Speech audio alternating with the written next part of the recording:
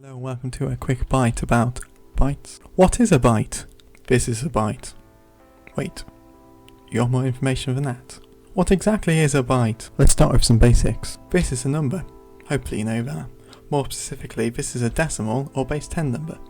I.e. this is 4 lots of 10 to the power of 1, or 4 times 10, and 2 lots of 10 to the power of 0, which is 2 times 1.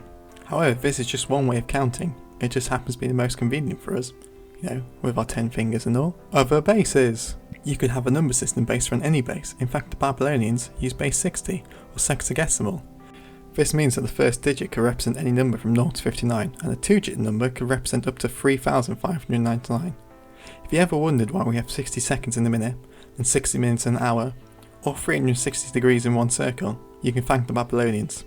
Other systems used include base 16, hexadecimal, which is used a lot in programming, and base 20, the decimal, which the Mayans used.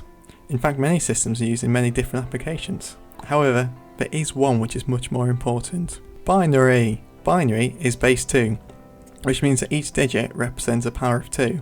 Or in other words, each digit can be one of two things, 0 or 1, which is very handy in electronics for on and off.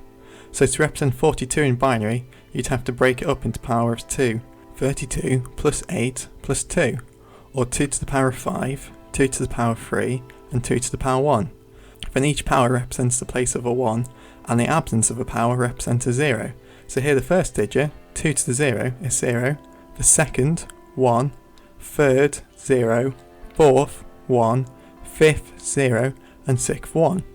Or given the binary number, such as 110111, you can convert it by adding up the powers represented. 2 to the power of 5, 32. Plus 2 to the power of 4, 16, plus 2 to the power of 2, 4, plus 2 to the power of 1, 2, plus 2 to the power of 0, 1, which equals 55. Back to bytes. In electronics, each binary digit is called a bit, and a group of 8 of these is called a byte. This byte can then be used to represent a number, the largest being 2 to the power of a minus 1, or 255, a letter, a colour, or anything you assign to it. Though to store more information you'll need more than one byte. The sign here is that half a byte, or 4 bits, is called a nibble, as in electronics grey.